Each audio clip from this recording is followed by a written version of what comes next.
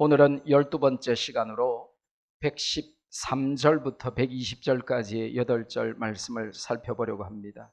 본문은 히브리어 알파벳 15번째 단어인 사멕을 각 절의 머리 글자로 사용합니다. 그러니까 113절도 저 히브리어 알파벳 사멕으로, 114절, 115절, 116절, 120절까지 전부 저 단어로 시작을 합니다. 그런데 저 사멕을 잘 보세요. 뭐같이 생겼어요? 예, 예. 생각은 자유입니다. 예, 예. 저게 뭐냐 하면 손으로 이렇게 안수하는 모습을 이렇게 형상화한 겁니다. 손가락에다가 엄지손가락 이렇게 한, 비슷하게 보입니까? 제사장들이 하나님의 복을 빌면서 사람들의 머리 위에 이렇게 손을 딱 얹고 있는 그 모습을 형상화해서 만든 알파벳입니다. 그래서 이 사멕이라고는 히브리 알파벳은 참 이 이스라엘 사람들이 너무너무 좋아해가지고 이 유대인들은 히브리 알파벳 사멕을 금반지나 금 목걸이로 만들어가지고 이렇게 착용하고 다녀요. 굉장히 좋아하는 알파벳입니다. 오늘 본문은 하나님의 말씀에 대한 사랑을 결단하는 내용들입니다. 하나님 말씀을 적당히 대충 받지 않고 말씀을 결단하여 받는 자세를 자세하게 도전적으로 설명하고 있습니다. 이 말씀을 통해 진리를 깨닫고 은혜를 받으며 코로나 팬데믹의 고난 중에도 승리하는 성도들 되시기를 주님의 이름으로 축복합니다. 시편 기자가 도전하는 말씀에 대한 사랑의 결단은 무엇입니까? 첫째로 113절, 115절에 보니까 두 마음을 품지 않겠다. I won't be a double-minded man. 나는 절대로 두 마음을 품는 자가 되지 않겠다라고 그렇게 고백하고 있습니다. 인생을 살다 보면 별 희한한 쓸데없는 결단을 하고 사는 분들을 가끔 만납니다. 자기는 코카콜라만 마신다 이런 분도 있고요. 자기는 죽었다 깨나도 혜태 아니면 롯데 제품만 먹는다는 분도 만나봤고요. 자기는 경상도 사람하고는 혹은 반대로 전라도 사람하고는 말도 섞지 않는다 이런 분도 만나봤고요. 자기는 죽을 때까지 삼양라면 아니면 농심라면만 먹겠다 이런 별의 별 결단을 다 하고 사는 사람들을 봤습니다. 나름 이유도 있을 것이고 또 나름의 철학도 있을 것입니다. 하지만 설득력은 없습니다. 때로는 코카콜라 아닌 펩시콜라도 마셔보고 때로는 킨사이다 아닌 칠성사이다도 마셔보고 그러면 맛의 비교도 가능해지고 미각이 넓어지겠죠. 평생 롯데 것만 씹기로 했어요. 이런 식의 결단이 과연 인생에서 얼마나 중요한 결단일까요? 진짜 중요한 결단을 오늘 성경이 보여주는데 그것은 믿음 생활은 결단해서 해야 한다라고 알려줍니다. 하나님을 따를 것인가? 세상의 잡신을 섬기고 따를 것인가? 예수 그리스도를 구세주로 믿을 것인가? 예수님을 배척하고 저주하며 십자가에 다시 못 박아 버릴 것인가? 그것은 결단의 문제라는 것입니다. 이것보다 더 시급하고 중요한 결단은 사실 없습니다. 하나님을 아버지로 믿고 예수님을 구세주로 믿는 자들에게는 또 다른 중요한 결단이 있습니다. 내가 의지하고 믿고 따르기로 한 그분의 말씀을 사랑하고 절대 순종하며 말씀을 존중하고 살 것인가? 아니면 성경 말씀을 시시하게 여기고 대충대충 따르는 척만 하고 그 말씀을 깊이 있게 알려고 하지도 않으며 살 것인가 하는 것입니다. 시편 기자는 오늘 본문에서 말씀을 사랑함에 있어서 두 마음을 품지 않겠다라고 결단합니다. 113절에서 그는 두 마음을 품는 자들을 미워하고 오히려 자기는 한 마음으로 주의 말씀을 사랑하겠다라고 고백합니다. 115절에는 말씀대로 살지 않고 말씀을 무시하고 말씀을 떠나서 악을 행하며 사는 자들 향해서 떠나라! 라고 외치며 자신은 하나님의 말씀을 지키겠노라고 선포합니다. 말씀을 사랑하지 않고 말씀대로 살지 않는 자들과의 성별을 결단한 것이죠. 성경은 여러 곳에서 일관되게 두 마음을 품지 말라고 가르치고 있습니다. 특히 믿음의 행함을 강조하는 야고보서에서는 1장 8절과 4장 8절에서 반복하며 두 마음을 품지 말라고 하고 두 마음을 품는 자를 하나님은 싫어하신다라고 알려주고 있습니다. 두 마음을 품지 말 것에 대한 강력한 경고가 등장하는 것이죠. 두 마음을 품는 자란 무슨 뜻입니까? 영어로는 double-minded인데 히브리어로는 세아핌입니다. 이 세아핌이라고 하는 말은 뭐냐면 마음에 하나님이 반 들어있고 잡신, 우상들이 반 들어있어서 하나님만을 향한 온전한 사랑의 마음이 아니고 하나님도 믿는다고 하면서 부적으로 혹시 모를 보험용으로 우상도 귀신도 잡신도 하나님 옆에 세워놓는 상태를 말하는 것입니다. 제가 목회하면서 할머니들이 많은 교회에서 담임 목회를 했어요.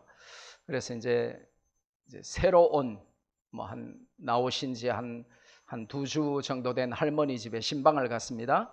신방 갔는데 수십 년째 쓴 TV를 아직도 사용하고 계셔요.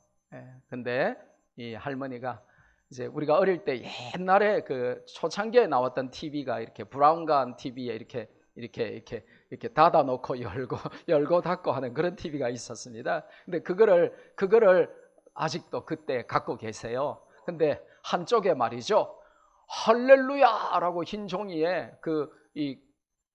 이렇게 여닫는 그 TV 브라운관을 가리는 거기에 한쪽에 흰 종이로 할렐루야라고 써놨더라고요. 그래서 야, 이분이 교회 온 지 2주밖에 안 됐는데 믿음이 들었구나. 야, 참 감사하다 그랬는데 그 옆에 또 같은 크기의 종이, 사이즈의 종이가 붙어 있는데 거기에는 나무아미타불 이렇게 써. 그래서 제가 물었어요. 아니 할머니 왜 이렇게 2개 다 붙여 놓으셨어요? 그러니까 혹시 몰라갖고 혹시 둘 중에 하나는 진짠가 싶었어요. 제가 20년도 넘었네요. 박사학위 받고 한국 돌아와서 이제 고신대학에 강의하고 그날 밤늦게 야간 대학원 강의 마치고 집에 돌아가기 위해서 고신대학교 앞에서 택시를 기다리는데 택시가 왔어요. 택시 탔는데 신기한 일이 벌어진 거예요. 백미러에 십자가가 하나 딱 걸려 있어요. 야, 잘 믿는 분이구나. 참 반갑네. 그러고는 이제 기사 옆에 조수석에 앉는데 이 기어에 말이죠, 알 하나가 주먹만한 왕염주가 딱 걸려 있어요. 뭐 이런 사람이 다 있냐 이러면서 백미러에는 십자가 걸어놓고 기어에는 왕염주를 걸어놨어요. 뭐 이런 사람이 다 있나 하고 이렇게 쳐다보니까 한 50대 후반 60대 초반 우상 숭배 아주 잘하게 생긴 분이셨어요. 근데 더 놀라운 것은 그 핸들에 말이죠, 핸들에 하얀 종이에 빨간 낙서, 뭐예요? 부적까지 딱 붙여놓은 겁니다. 십자가도 걸어놓고 왕염주도 걸어놓고 부적까지 붙여놨어요. 제가 물었습니다. 아니 기사님 왜 이렇게 셋 다 붙여놓으셨어요? 그러니까 뭐가 진짜인지 몰라가지고, 뭐가 진짜인지 알면 나머지 2개는 뗄 건데 뗀다고 떼다가 진짜를 뗄까 봐 뭐가 진짜인지도 모르고 이렇게 셋 다 붙여놓고 불안하게 다닌다는 것입니다. 성경은 우리에게 놀라운 메시지를 주면서 두 마음을 품지 말아라. 두 마음을 품으면 하나님이 싫어하신다라고 알려주십니다. 설교 원고가 한 장이 날아간 거. 그걸 갖다 주세요. 복음 아니죠.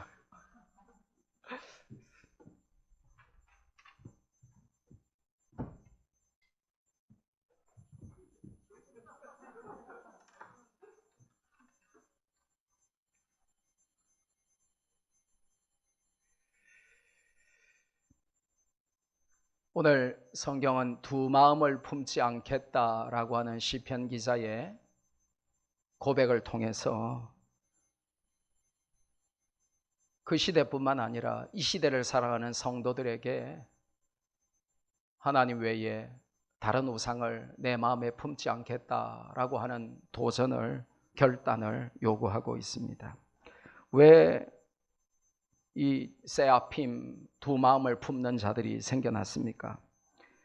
그 당시에 이제 고대 근동 지방에 다신교 영향을 받아서 이스라엘 백성들 중에는 전심으로 하나님을 섬기는 자들도 있었지만 그렇지 않고 그 지역의 잡신들, 우상들을 함께 섬기는 사람들이 많았습니다.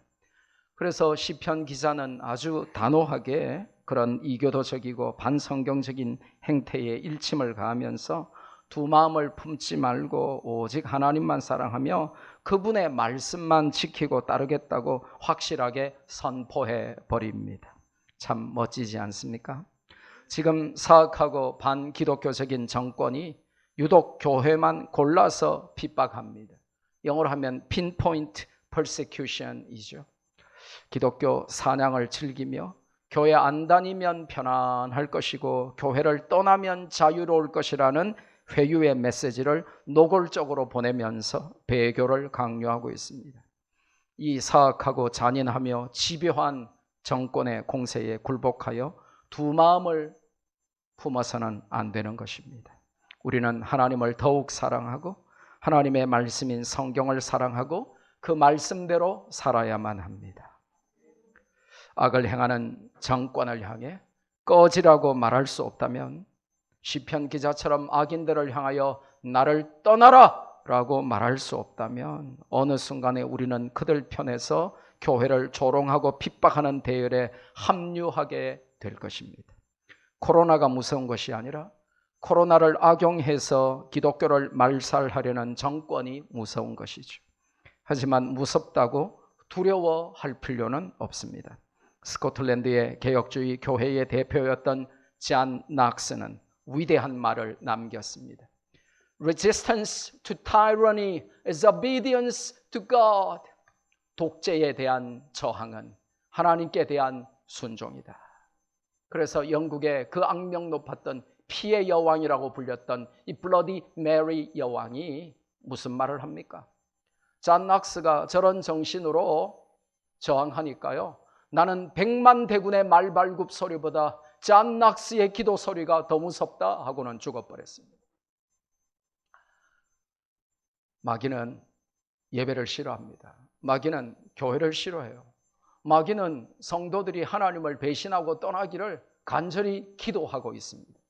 그래서 마귀의 조정을 받는 정권이 예배를 파괴하고 예배를 조롱하고 예배를 아주 나쁜 것으로 세상 사람들에게 각인시키려고 애를 씁니다. 그 가운데 여러분이 두 마음을 품지 않기를 주님의 이름으로 축복합니다. 말씀을 확실히 붙들고 진리 위에 서 있으면 두 마음이 생길 수가 없는 것이죠. 시편 기자가 말씀 사랑을 위해 두 번째로 결단한 것은 무엇입니까? 하나님의 말씀을 바라겠다 하는 것입니다. 이 바란다라고 번역된 히브리어 단어는 매우 복잡하고 심오한 의미를 가진 중요한 단어입니다. 단순히 한글로 바란다라고 번역했지만 그것만으로는 원래 의미의 2%도 제대로 번역하지 못한 것입니다. 영어 성경에는 아주 단순히 I have put my hope in your word. 말씀 안에 내 소망을 두었다라고 되어 있지만 히브리어 단어는 아주 복합적인 뜻을 가지고 있습니다. 그럼 히브리어 원문에는 저 바란다라고 하는 단어가 어떤 단어가 쓰였을까요? 리드 바레카 이할레티 이렇게 되어 있는데 리드 바레카 당신의 말씀 안에서 이할레티 내가 바랍니다 이렇게 되어 있어요. 근데 이 이할레티라고 하는 거에 이제 원형, 항상 동사는 원형이 있습니다. 그 원형이 야할인데요. 이 히브리어 야할이라고 하는 단어는 아주 특별한 단어입니다. 단순히 바랍니다가 아니에요. 단순하게 소망합니다를 넘어서서 내가 신뢰합니다, 인내하면서 기다립니다 하는 단어의 뜻까지도 내포하는 아주 무게 있고 심오한 단어입니다. 그래서 종합하면 이런 뜻입니다. 시편 기자는 하나님의 말씀을 신뢰함으로 어떤 상황에서도 낙심하지 않고 말씀에 소망을 두고 인내하면서 언약의 성취를 보고야 말겠다는 신앙 고백을 하고 있는 것입니다. 지금 우리에게 이 시국에 우리에게 필요한 신앙 고백이 바로 이 하나님을 바라겠다, 말씀만 바라겠다 하는 이 신앙의 결단인 줄로 저는 믿습니다. 그래서 유대인들은요, 지금도 이 히브리어 야할을 손목에 문신해서 다니는 사람들이 많습니다.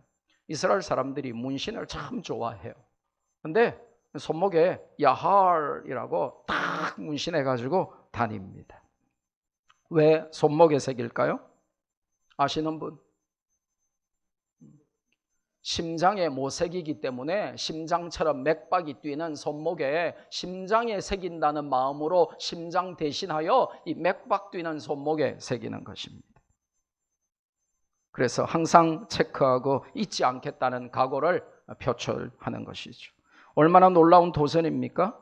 인생의 환난과 핍박과 시험이 폭풍해일처럼 설상가상으로 내 인생에 밀려올 때에 우리도 시편 기자처럼 하나님의 말씀을 신뢰함으로 소망하고 인내하는 야할의 고백을 함으로 말미암아 반드시 나에게 주신 우리 언약 공동체에 주신 하나님의 언약의 성취를 목도하고 누리는 성도들 되시기를 주님의 이름으로 축복합니다.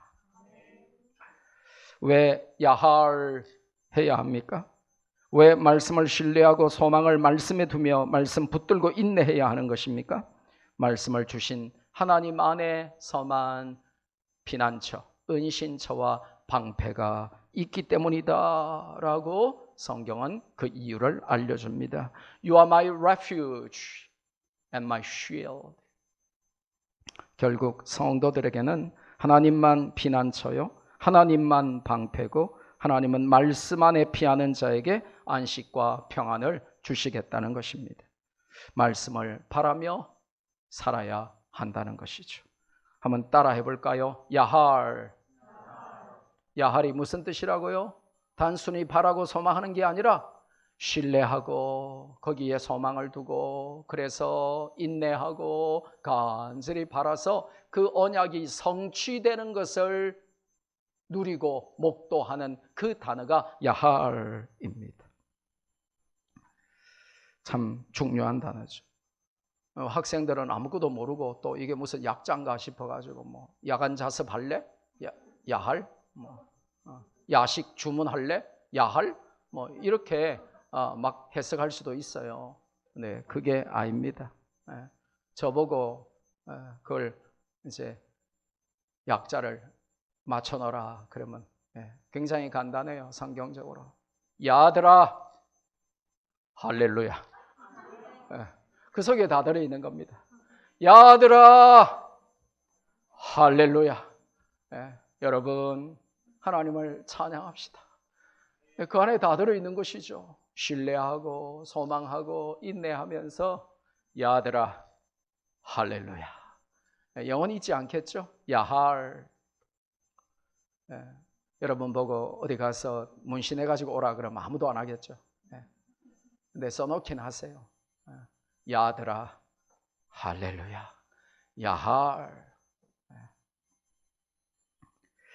시편 기자가 말씀 사랑을 위해서 세 번째로 결단한 것은 무엇입니까?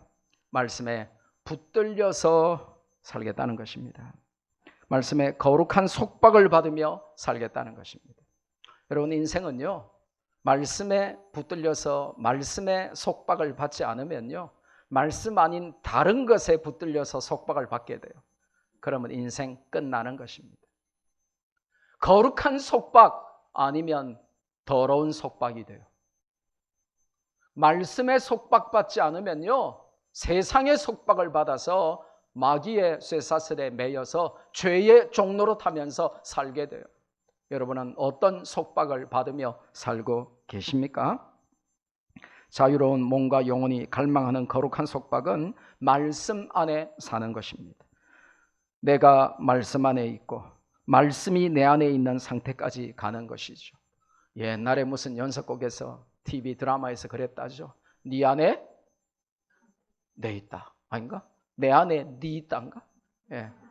아무튼 말씀 안에 내가 있고 내 안에 말씀이 있는 그 상태로 말씀의 거룩한 속박을 받으며 살겠다는 것입니다. 남편의 속박을 받고 아내의 속박을 받고 시부모의 속박을 받고 혹은 부모의 속박, 자식의 속박, 직장의 속박을 받고 사는 인생이 아니라 하나님의 말씀에 붙들려서 거룩한 속박 가운데 살겠다 하는 믿음의 결단이 저와 여러분에게 꼭 필요하다는 것입니다. 그러기 위해서는 하나님께서 우리를 도우셔서 말씀으로 우리를 붙들어 주셔야만 하는 것입니다. 우리가 결단하는 것이 우선적이고 중요하지만 항상 결단에만 머무는 사람이 많아요. 물론 결단도 못하는 절대 다수보다는 결단이라도 하는 사람이 참 훌륭하지만 대부분은 결단하는 데만 그쳐요. 그래서 바보는 항상 결심만 하는 것이죠. 실천하려는 의지가 박약하기도 하겠지만 하나님께서 도우시고 역사하지 않으시면 우리의 결단과 인간의 의지만으로는 말씀 안에 거하는 것이 너무나 어렵습니다. 마귀가 자꾸 그 말씀 빼앗아 갑니다. 기쁨을 빼앗아가고 평안을 빼앗아가고 자꾸 우리를 분노하게 하고 열받게 하고 비교하게 하고 자꾸 우리 안에 칫 그러면서 살게 하기 때문에 들은 말씀도 마귀에게 다 빼앗겨 버려요. 그러면 우리의 의지, 우리의 결단은 아무것도 아닙니다. 아무리 결단하고 아무리 의지를 가져봤자 마귀에게 말씀 다 뺏겨 버리기 때문에 그 말씀대로 살지 못합니다. 인간은 본질상 죄악으로 달려가고 반항하고 죄를 좋아하는 타락한 기질과 성품이 남아 있습니다. 본능적으로 말씀을 싫어하고 거부하는 사람들이 많습니다. 비록 의롭다함을 받았으나 justification, 칭의를 경험했으나 sanctification, 성화되는 과정 속에 있기 때문에 인간은 언제나 위태합니다. 잘 가다가도 정신줄 놓을 때가 많습니다. 그래서 우리가 결단을 하더라도 결국 하나님께서 붙들어 주시고 하나님이 우리를 긍휼히 여기시고 하나님께서 도와주시고 역사해 주셔야 말씀 안에 거하고 말씀만 붙들고 사는 삶이 가능한 것입니다. 질문해 볼까요? 나는 절대로 정신줄 안 놓아. 나는 말씀 밖에 나갈 일이 절대 없어. 나는 확실해. 하나님이 안 도와주시고 하나님이 나를 안 붙들어 주셔도 나는 내 의지와 내 결단만으로도 항상 말씀 안에서 영적 가출 안 해 라고 자신 있게 큰 소리 칠 수 있는 분 손 들어보세요. 빨리 들어보세요. 아무도 없잖아요. 아무도 없습니다. 그게 바로 인간입니다. 그래서 결국은 우리가 결단하지만 하나님이 긍휼을 베푸시고 하나님의 헤셋 인자하심으로 우리를 잡아 주셔야만 가능한 일입니다. 그래서 하나님의 말씀에 붙들린 바 되게 해달라 그렇게 기도하시고 So help me God.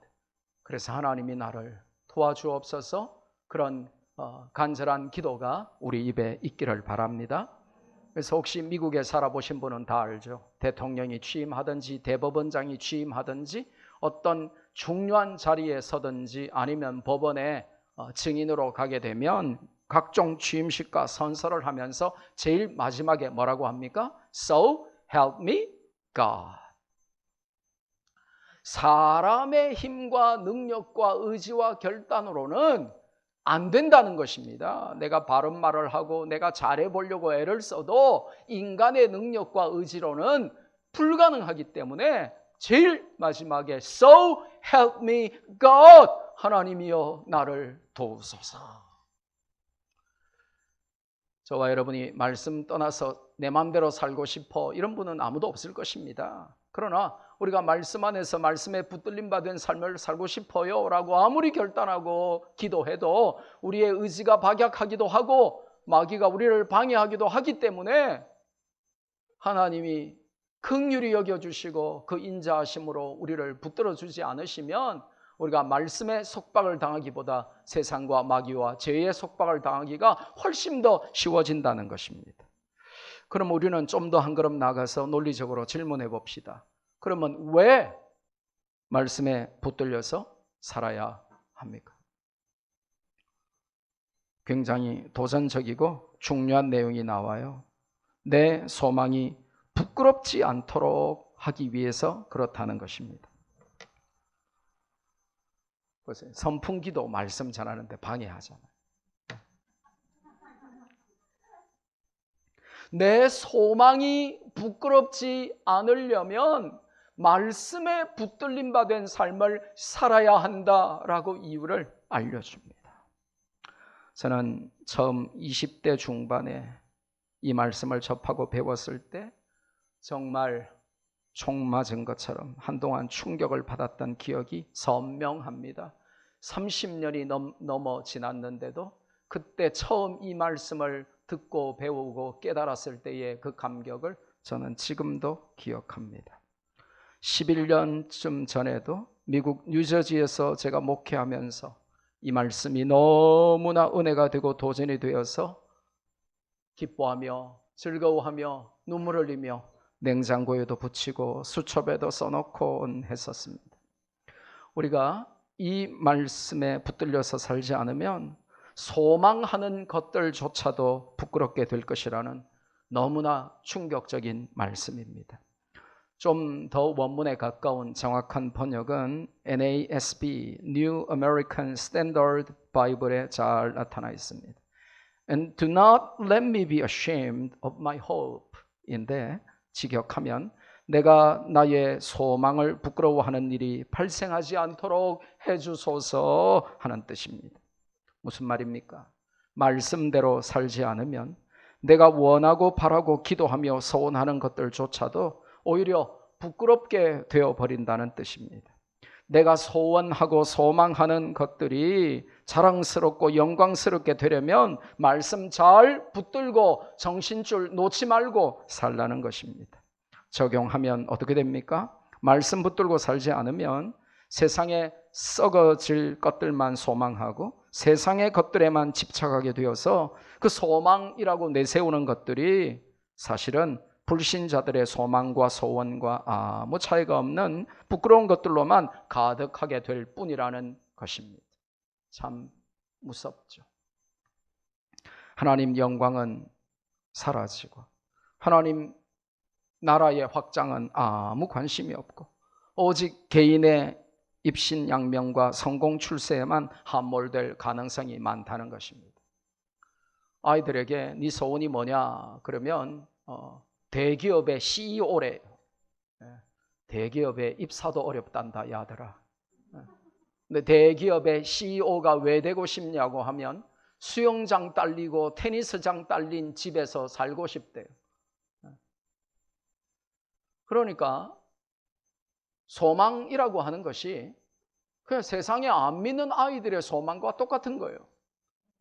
대통령이 되고 싶대요. 그럼 왜 대통령이 되고 싶냐? 그러니까 내 마음대로 하고 싶었어요. 물론 지 마음대로 하고 있죠.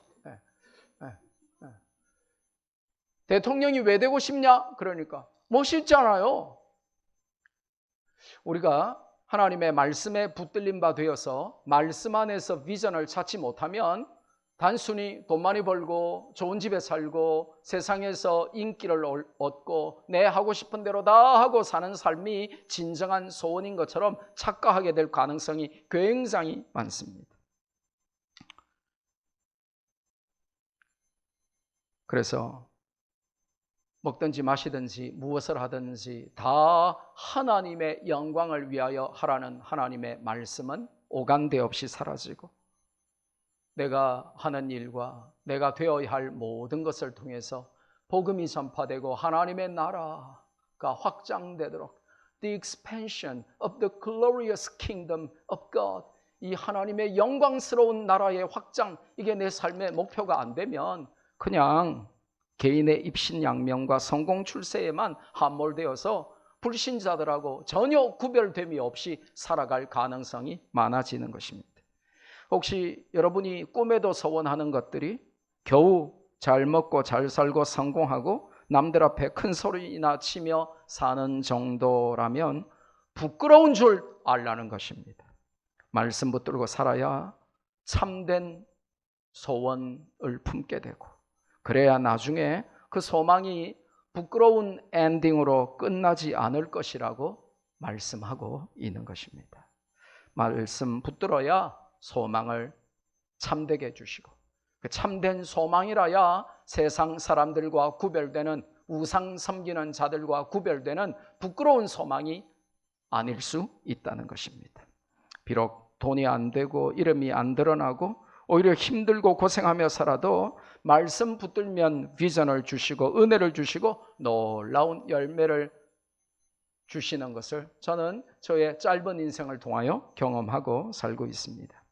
소망이 우리를 영광스럽게 합니다. 여러분의 소망은 영광스러운 소망입니까? 아니면 불신자들하고 똑같은 수준, 회색 몸빼 입고 절간에 다니는 옆집 보살 아줌마들의 세상적인 소원과 똑같은 수준의 소원을 품고 살아갑니까? 내 자식 좋은 대학 가고 내 남편 잘 되고 그래서 우리가 떵떵거리고 살고 그냥 남 부러운 것이 없게 사는 것이 그냥 소박한 저의 꿈이에요. 그는 불신자들이 하는 꿈이고, 우리는 하나님의 영광, 그 나라 확장, 그게 참 중요한데 소원 물어보면 전부 1등 하는 거요, 좋은 대학 가는 거요, 취직하는 거요, 시집 가는 거요. 그게 나쁘다는 것이 아니라 그래서 so what? 그 다음이 중요하다는 거예요. 그 다음이 필요하다는 거예요.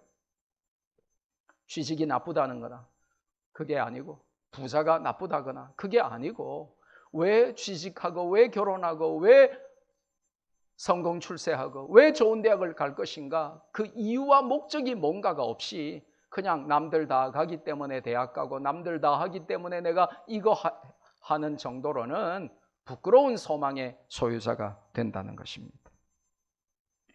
한번 따라해 볼까요? 큰 소리로 한번 따라해 봅시다. 주의 말씀대로 나를 붙들어 살게 하시고 내 소망이 부끄럽지 말게 하소서. 믿음으로 동의하십니까? 그렇게 사시기를 바랍니다. 시편 기자가 말씀 사랑을 위해서 마지막으로 결단한 것은 무엇입니까? 119절에서 알 수 있습니다. 말씀을 버리고 사는 찌꺼기 인생은 결코 되지 않겠다는 것입니다. 참 이 표준어가 참 점잖해요. 찌꺼기. 근데 아무 감동이 없어요. 우리 경상도 말로 해야 좀 느낌이 오죠. 찌끄레기.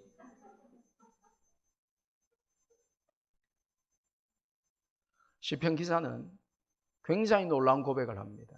하나님 말씀을 떠나서 사는 인생은 아무리 세상에서 반짝반짝 빛나 보여도 찌끄레기 인생이다 라고 정의하고, 나는 하나님의 말씀을 더욱더욱 사랑하기 위해서 내 찌꺼기 같은 삶을 과감하게 버리겠다라고 선언하고 있습니다. 하나님은 세상의 모든 악인들을 찌꺼기같이 버리신다는 충격적인 말씀을 오늘 119절에 하십니다. 이 버리신다라고 번역된 히브리어 이 사바트는 단순하게 discard, 그냥 던져 내버리는 그 정도의 의미가 아닙니다. 이 히브리어 사바트는 한글로 그냥 다르게 번역할 수가 없기 때문에 그냥 버린다라고 번역됐지만, 사실은 이 사바트는 멸망시키다, 완전히 없애버리다, 제거하다, 초토화시키다 하는 무시무시한 뜻을 가지고 있는 단어입니다. 영어로는 eliminate, decimate, destroy 같은 아주 파괴적이고 공포감이 가득한 단어로 번역이 되는 히브리어 단어가 사바트입니다. 그래서 본문의 의도는 아주 확실합니다. 말씀을 버리면 죄송합니다마는 하나님은 그 사람도 가차없이 버리겠다는 것입니다. 하나님 눈에 말씀을 버린 자는 악인이라는 것입니다. 하나님은 악인을 찌꺼기처럼 아무 미련 없이 버립니다. 혹시 여러분 음식 쓰레기 막 구더기가 바글바글하는 오래된 여러분 집안에 냄새나고 막 물이 뚝뚝 흐르는 그 더러운 음식 찌꺼기를 여러분 금고석에 넣어가지고 아주 소중하게 보관하는 그런 분 계십니까? 네. 당장이라도 빨리 갖다 버리고 싶겠죠. 말씀을 버린 인생을 성경은 악인이라고 정의하고 하나님은 그 악인을 찌꺼기같이 버리시겠다라고 무섭게 경고하고 있습니다. 섭섭해도 할 수 없어요. 말씀 붙들고 살면 다이아몬드 같은 보석처럼 사랑을 받겠지만 말씀을 버린 인생은 쓰레기 취급을 당하며 불순물 찌꺼기로 여김을 받고 버림당하게 될 것이라고 무섭게 경고하십니다. 여러분 무서운 말씀을 들을 때는 좀 무서운 표정을 지어주세요. 그렇죠. 반응력이 실력인데 가만히 앉아있지 말고 너무 무서워요 이러면서.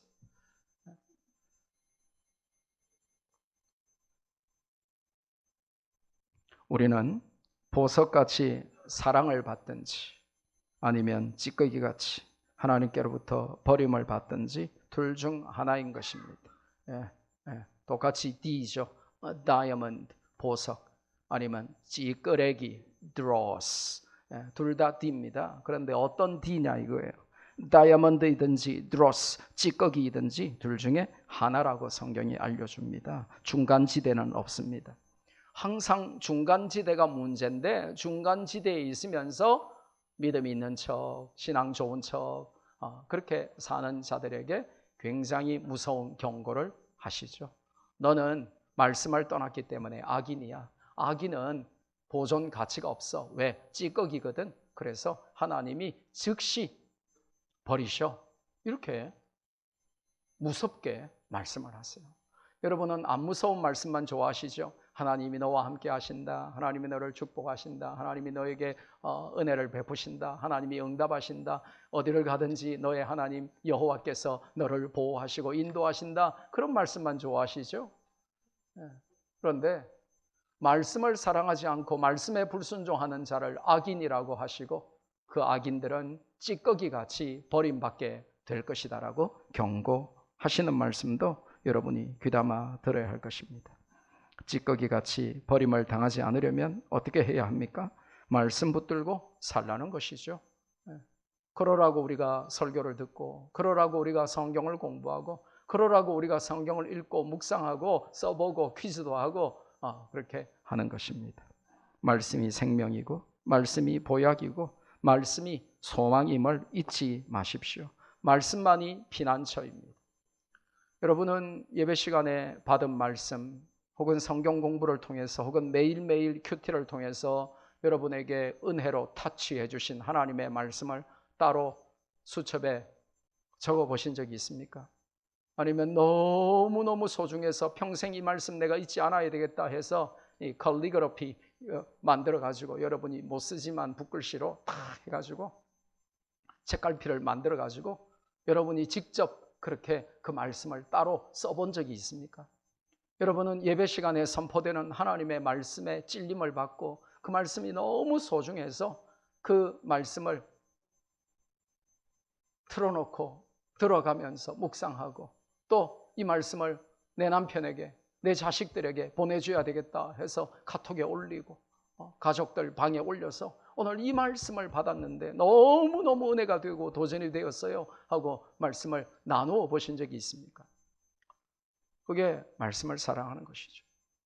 아무리 말씀을 듣고 하나님의 말씀이 선포되어도 일주일 내내 하나님 말씀 한번 기억하지 않고 묵상하지 않고 바쁘다고 핑계대고 피곤하다고 핑계대고 그러면서 우리가 핸드폰은 하루에 1시간씩 보고 일주일에 한번 돌아오는 연속극은 학수고대하면서 반드시 시간을 지켜서 보고 그거 보고 난 다음에도 아쉬움에 유튜브를 또 찾아보고 또 찾아보고 우리가 그렇게 사는데 하나님의 말씀에는 어떻게 반응하는지 우리 자신을 돌아봐야 합니다.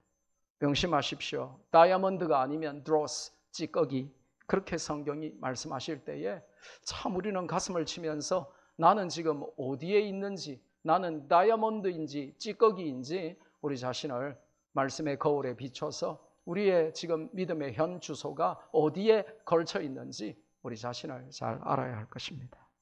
말씀 맺습니다. 말씀 안에서 두 마음을 품지 않고 피난처와 방패가 되는 말씀을 원하고 바라고 기도하고 소망하며 그 소망이 부끄럽지 않도록 말씀을 잘 붙들고 말씀의 거룩한 속박을 받고 말씀 떠나서 찌꺼기 같은 삶을 살지 않고 다이아몬드와 같이 말씀 붙들므로 빛나는 인생, 그렇게 말씀을 사랑하는 말씀교회 성도들 되시기를 주님의 이름으로 축복합니다. 우리 한번 받은 말씀 붙들고 간절하게 뜨겁게